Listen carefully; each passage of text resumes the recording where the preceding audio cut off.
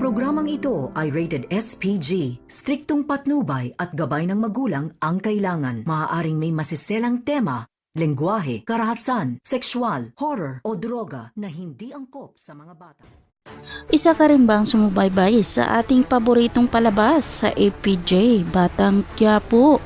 Narito ang mga kaganapan na hindi mo dapat papalampasin. Nakaharap na nila Divina si Apo Manuel at kinausap ito ng maayos. At kagustuhan naman ni Divina na si Tanggol na ang magpaliwanag sa kanila, kaya inumpisahan na ni Tanggol ang pagpapaliwanag kung ano ang kanilang gagawin. Sabi nga ni Tanggol na magbibinta lang sila ng gold bar, ngunit natanong ni Apo Manuel kung saan sila kukuha ng gold bar. Kaya naman sinabi ni Boss Divina na sila ang magbibigay upang ibinta ito at papalabasin nga daw nila ni Apo Manuel na nahukay nila ang gold bar panahon pa ng mga hapon. At dagdag pa ni Tanggol at kung magawa nga daw nila na magbinta ay ikakahaon nga ito sa kanilang kahirapan at ibibigay na nga rin daw ang lupa na pinapatayuan nila ng bahay. At nakiusap naman si Tanggol kay Boss Divina kung pwede ay laki-lakihan nga daw ang percent na makukuha sa mga taga-bundok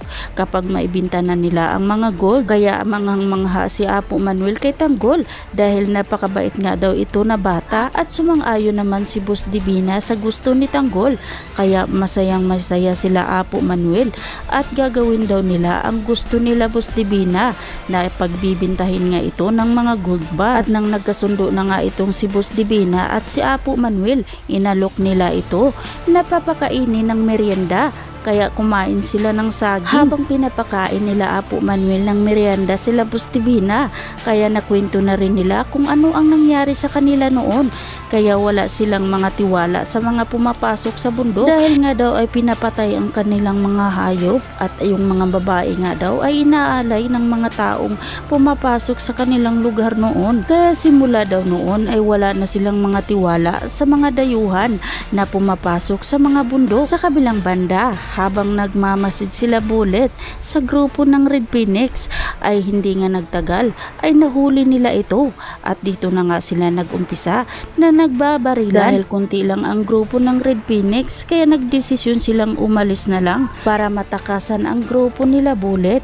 Ngunit hindi nagtagal, dumating naman ang mga kapulisan at kasama na rin dito si Rigor. At naikutan na nga nila Rigor ang mga kagrupo ng mga Red Phoenix kaya nahuli nila itong si Tiban at Kidlat.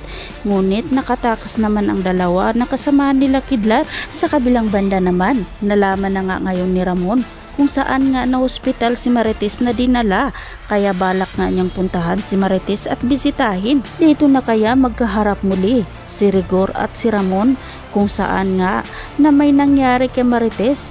Kaya naman mga kaibigan, aabangan natin ang mga susunod pang mga kaganapan dito lang sa ating paboritong palabas sa APJ Batang Quiapo.